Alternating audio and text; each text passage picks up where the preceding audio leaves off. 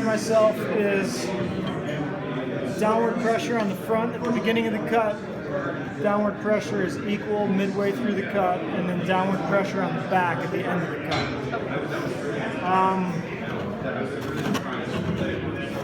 What you're trying to tell your body to do is like a scooping type thing. And the reason for that is that, unlike if you think of a jointer, a power jointer, where you have an in-feed table and then a cutter and an out-feed table, and the out-feed table and the cutter are the same height, and the in-feed table is actually a little bit lower. Okay. On the plane, it doesn't make sense. It's actually, this is all the same height, and the blade is sticking out past that. It's only sticking out a small amount, but on a dead flat registration plate, you would be able to rock the plane back and forth on the blade. So if I keep all my pressure on the front all the time, I'm going to wind up taking this edge down, and the back is going to be floating at all times. And if I wind up with all my pressure on the back, the opposite is going to happen. So to keep it relatively flat, you kind of have to share the pressure between the front, both of them in the back.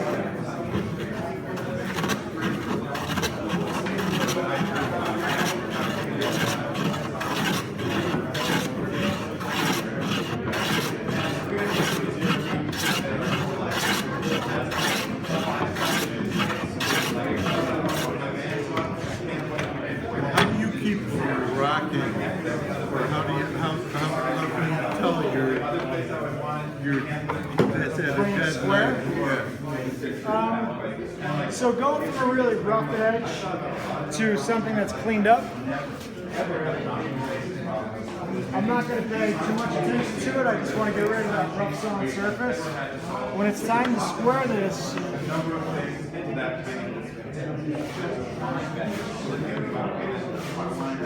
I must have got one. It's flat. It's square. Let's practice. It's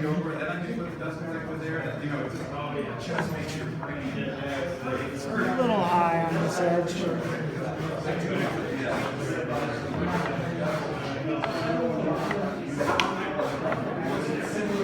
Actually a little high on here. The way to square this up, I mean, first of all, you want to make sure that the iron is taking the same thickness shaving on both sides. And so you can adjust your lateral lever to make sure that the iron's doing that. I've gotten so used to using these tools that I get pretty good results, but if I'm worried about it, if it's a very thin surface, instead of being up here, I'll keep my thumb right down here, directly over the wood, and I'll keep my fingers as a fence against the face of the wood. So I'm pressing down onto that edge. It's ridiculous that cut. And that way this hand is doing all the work, keeping the plane firmly registered on it.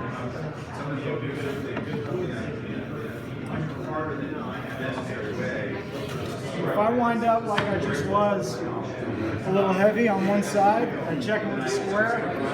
What I'll basically do is use these flats on either side of the blade to help me get it back to square. This is my high side, so what I want to do is ride this flat along the low side so I'm not cutting there at all.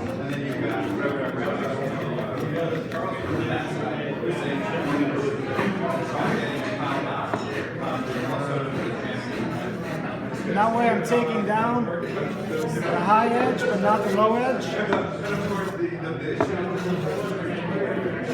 And again, I have these fingers right here acting as a fence. I have my thumb right here directly over the middle of the board. So that's what registers my location. And then once this square tells me that this corner and this corner are both 90 degrees to this face, I'll take another pass in the middle just to clean up that little rapid shape I've made.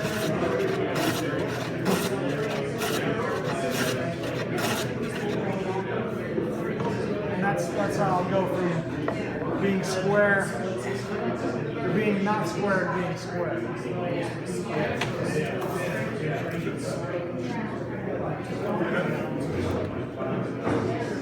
grain in this thing is all over the place. I don't know what I'm doing already.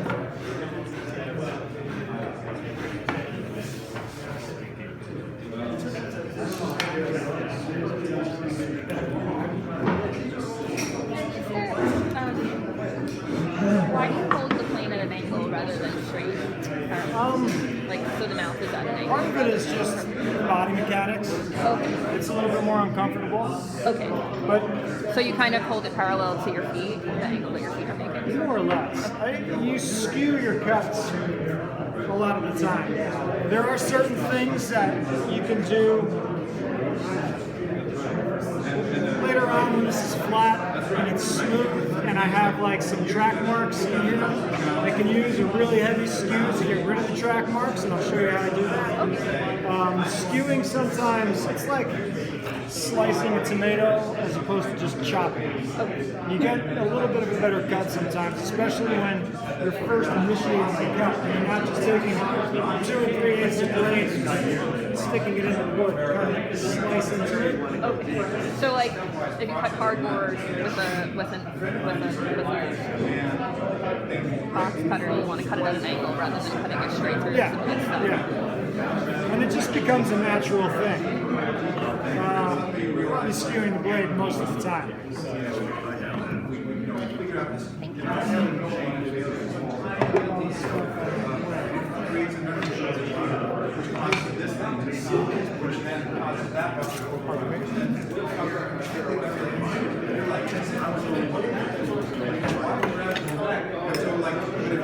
So, these buffer values, these memory settings,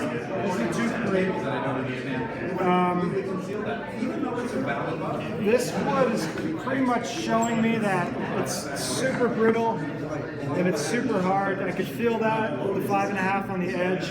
You can see there's tear out on this edge from me cleaning them up with the 5.5. The grain is going up and then down and then up and then down again on this edge. Over here, it goes up and down 3 times. It's just, there's some reversing grain to deal with.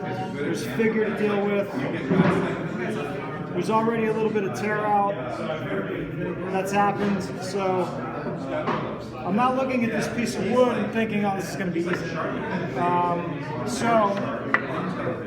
Traditionally, the scrub plane is what people use to dress. You begin dressing rough sawn lumber, and looking at this wood, I'm just thinking the scrub plane is going to make a mess. I'm going to have tear out all over the place. This straight tooth blade with no camber is what I'm going to choose to dress this down, because I can still cut very aggressively without getting a ton of tear out.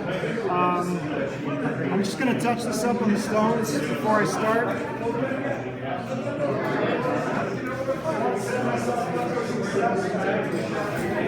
Yeah, I'm listening. Start with the same way as all the others. We don't do anything different.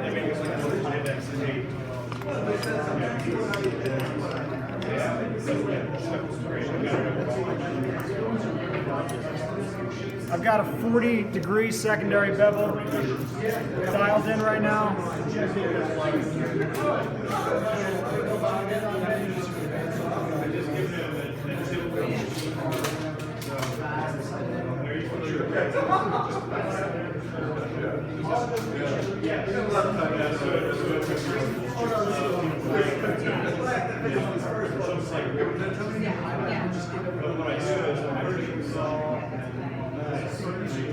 And I'm just going to polish that on the 10,000 stone.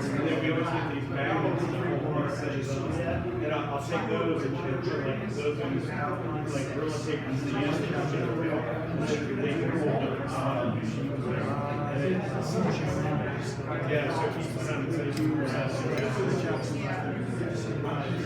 And then last thing, I'm just going to lap the back using the ruler trick here.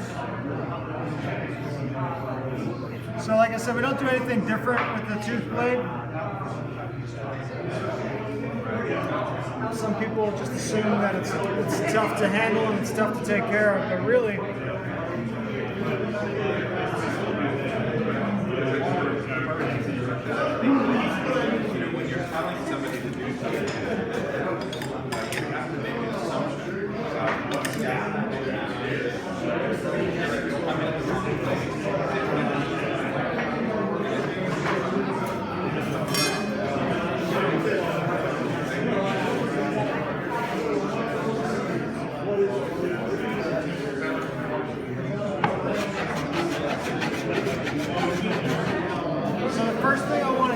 is obviously identify the high spots.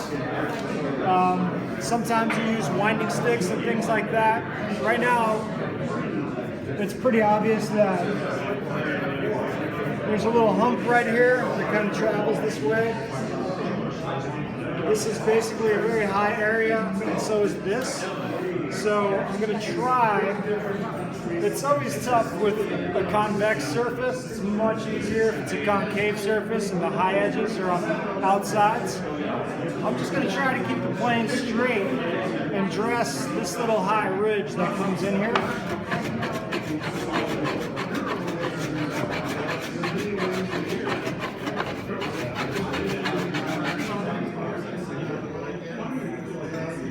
Open this valve up all the way. I'll start taking a pretty heavy cut.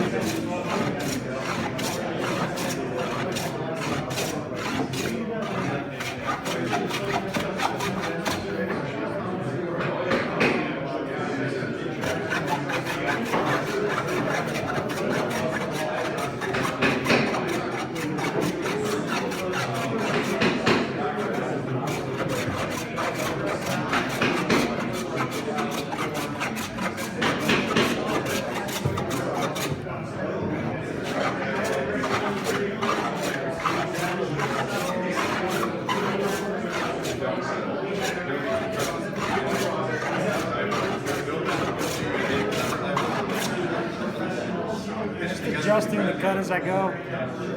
Sometimes heavier, sometimes lighter, depending on the resistance I'm getting.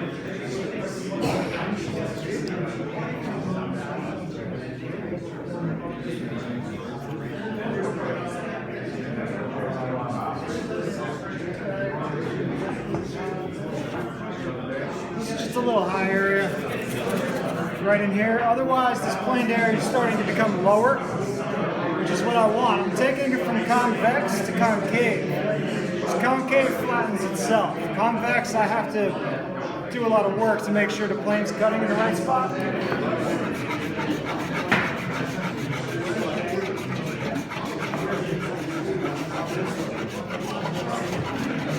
when I'm scrubbing out a small area like that, I'm going to start going one way, I'm going across the grain, and it feels like there's resistance and I'm taking good shavings, and then that goes away. So that's why I reverse. So I'm dealing with a flat surface, and then it's a toothed surface, and then it's a very toothed surface. So there's less material there for the blade to actually cut. Yeah. So by changing the direction, I can get to more of that material. So you're saying when the resistance eases up, you change direction? Yeah, at this stage. Once I have clean wood all over the surface, I'm going to start doing across the grain passes all the way up and down the length of the board until I get full length cuts everywhere to tell me that there's no more cupping. And then I'm going to do the same thing diagonally, making sure I get full pass cuts both ways so I know that there's no twist, and then finally finish up with the grain until I get full right shape. Right now I'm just scrubbing away high spots.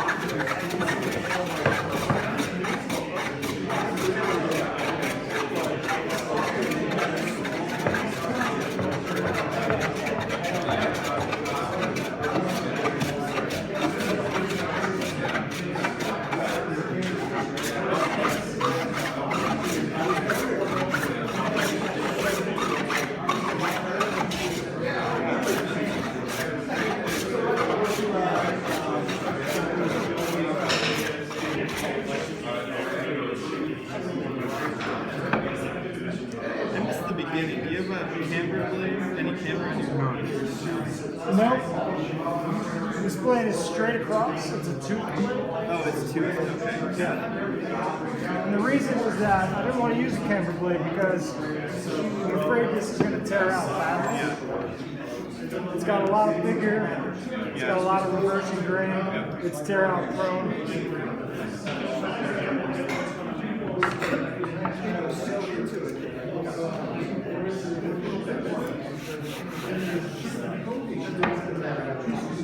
Still a little high, right? Because like, you know,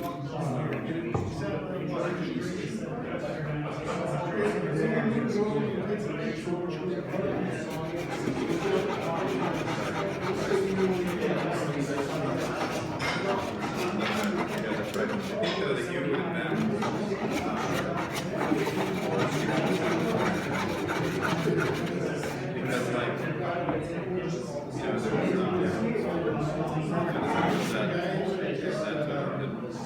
want to go deep and they want to figure out. It's like there's this famous animal behavior experiment. We did it back in the late 70s. Like one of the speakers, and so they wanted to train these agents. Like amazing. They were doing this behavior where they train them to push the barrels around and so like you know, you have an amber but it takes like 45 approximations and so then they want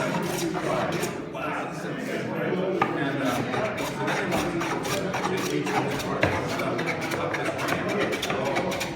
This is what I want to hear. I got to cut at the beginning, at the end, there's nothing in the middle. I got this whole thing basically complicated now. that is like they're and so it's interesting to see like this type of guy probably now is better at than I am and but I noticed that go deeper and deeper and deeper whereas I said you know what I think I know what's happening here I just want to copy the you know I don't have to you know I don't want to build my own chair by first page of my computer I want to build my own chair by starting with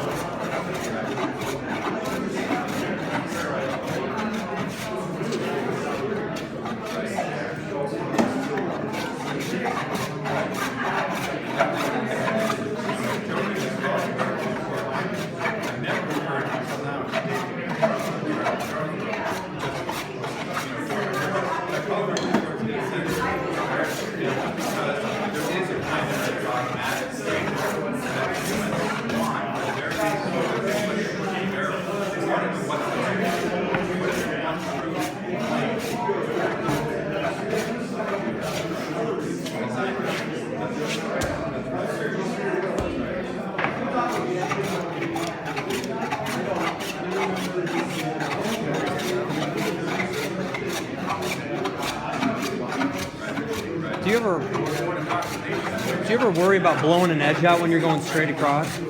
Not so much with this blade, Go make up your own solution. which is one of the nice things about it. This scrub point iron would destroy this edge. This is pretty benign.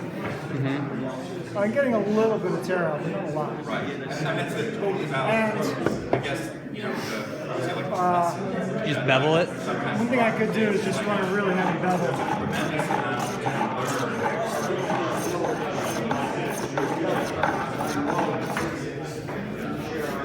But I mean, this thing is very forgiving. You can take heavy cuts and it doesn't ruin things. Yeah.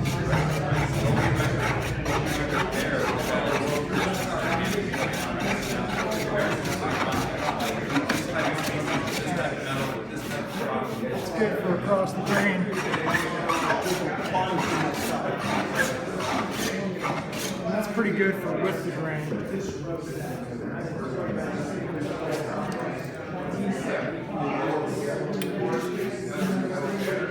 I'm also going to freshly prepare this blade just because I don't know where it's at. In real life, I wouldn't grab a second plane. I'd grab a straight blade and just throw it in that plane.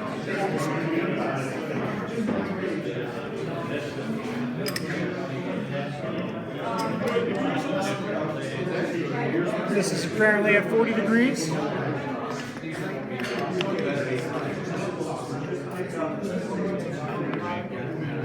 Yeah, so 40 degrees, it's bedded at 12 degrees, I'm cutting at 52. It's pretty high.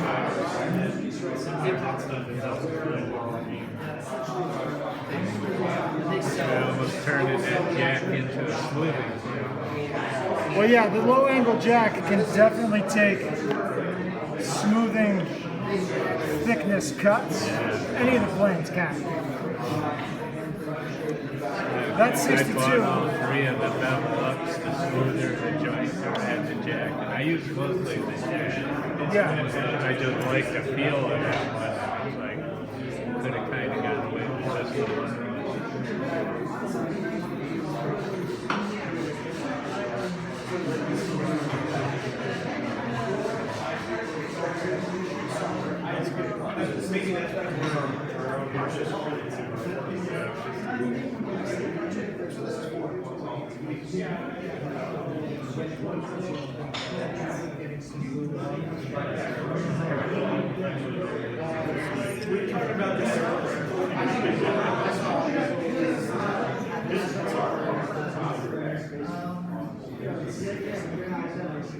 I've seen one of your coworkers on YouTube do it like across the.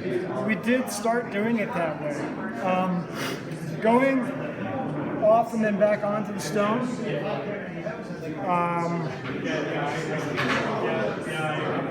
You start polishing like that whole quarter-inch area because all of it's coming into contact with the stone. Yep. If I just lay it on the stone, It's even a. I'm hardly touching the stone at all. It's just a tiny little bit of steel. Yep. So what we're avoiding is that rounded overness. Yeah. Because that gets to be too big, and then what you have to do is you have to pull it back, and you start chasing that little round over. Yeah. So everything is an evolution, and we're kind of just at this point the thinking is I'm keeping this on the stone anywhere from 1/8 of an inch to maybe a 1/4 inch at most, and just going back and forth, and I have that same amount of steel contacting the stone. Right. So we're going to see just a tiny bit of. Just a little bit of polish, Just right? almost Yeah. like the bevel, the secondary bevel on the other side. So it's just about keeping that back bevel moving, so that That's a huge time saver. it is. Yeah.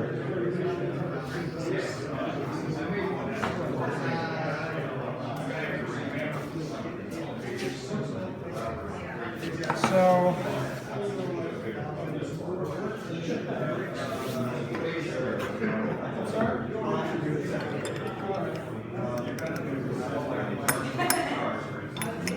It's not as aggressive as I thought. It's just enough. yeah, it's a little. So I'm cutting something right now. This is where you got to be careful. You know what you kind of want to do is keep advancing the blade until you feel like you're getting a better cut. But right now, it's cutting. I'm just getting the tops of all those tooth areas. If you advance the blade too aggressively right now, by the time your tooth areas are down flat, you're going to be taking a heavy cut. So I like to just slowly take those tooth areas down.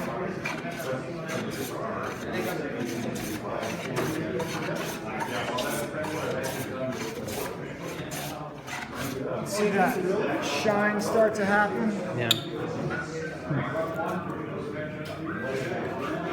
Don't try this at home, boys and girls.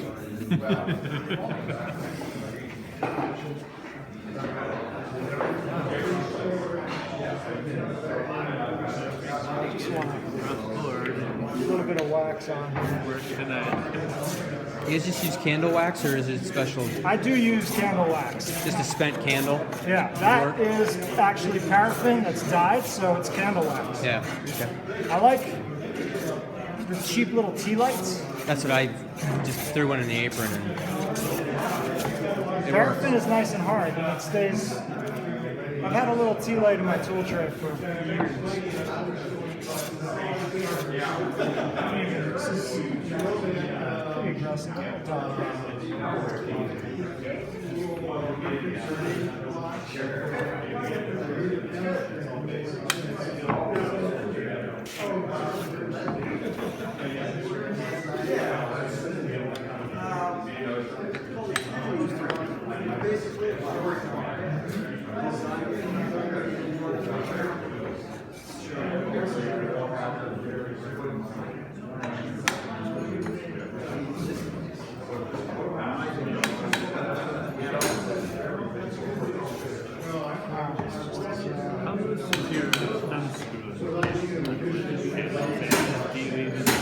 What I basically do is from loose to where it catches, I give it a quick turn.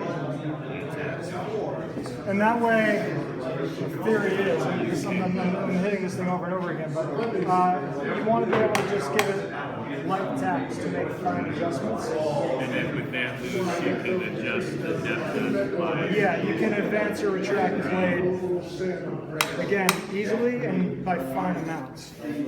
That's about centered, so I'm going to give it like another quarter turn, just to hold the setting. Yeah.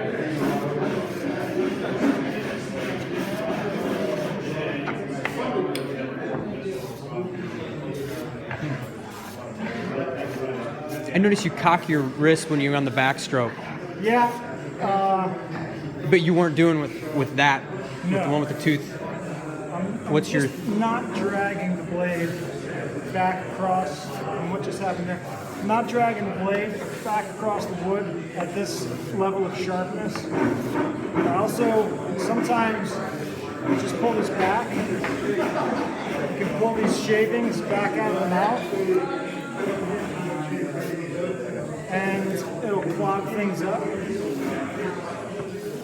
Frank Klaus basically insisted I start doing this, because that's what he does. And if you've ever talked to Frank Klaus about woodworking techniques, his ways are the only right ways to go. I can't tell him he's wrong, because he's just better. He's been doing it a while. He came over to the bench with a big mallet one day, and he's just like, "Man, what are you doing? You're dragging the blade back over. You have to cock it in." I was like, "Okay, Frank, okay. I'm going to do that from now on."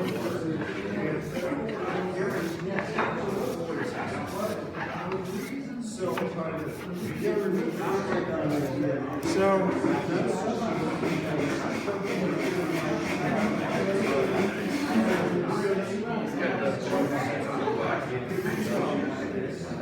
there's some areas here that are less than totally flat. This whole area is low. Obviously, this wall is low. It would take quite a bit of work at this depth of cut to get those. But I mean, as far as polishing that surface.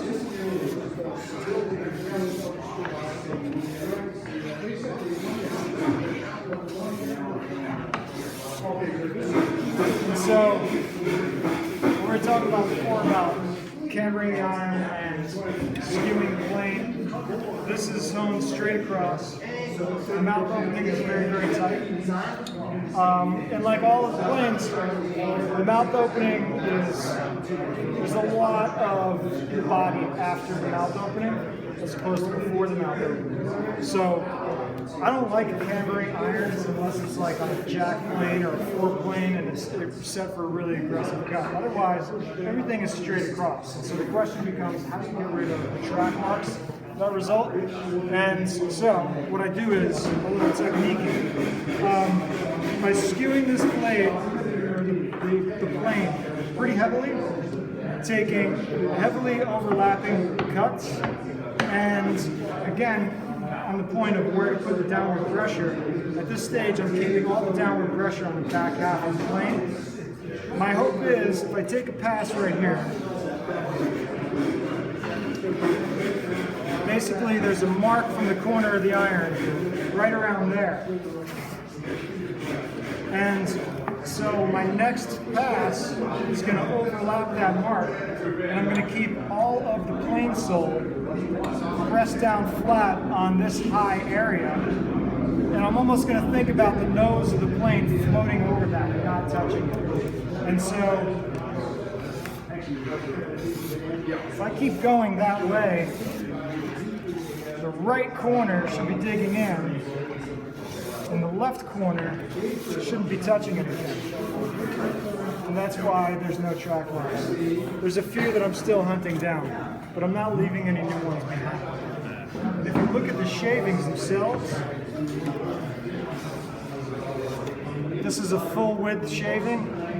My next pass, heavily overlapping, look where the shaving's coming from. It's coming from the area that I didn't cut the time before. Your right side? Yeah. And on the left side of the blade, nothing's coming out, right? I get the hard line from the blade over here. I have the soft line from my last pass over there. So that's how I know I'm not leaving behind any new track marks. It's slowly hunting the old ones down.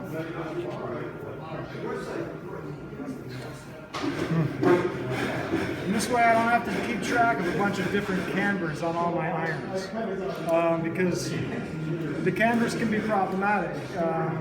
The whole system with the jig and the stops and repeatability and doing the same thing every time, cambering the iron throws that all out the window because it's hard to accurately throw the same exact camber in every single time. Decrease the depth of cut to where. Roger, do you ruler trick your bevel up blades? Yes. Yeah. Ruler trick everything except for chisels.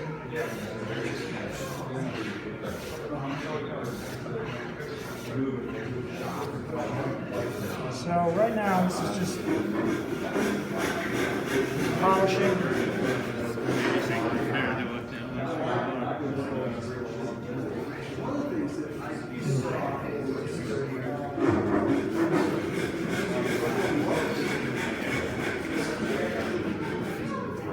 So interestingly, completely start to finish with one tool, two blades.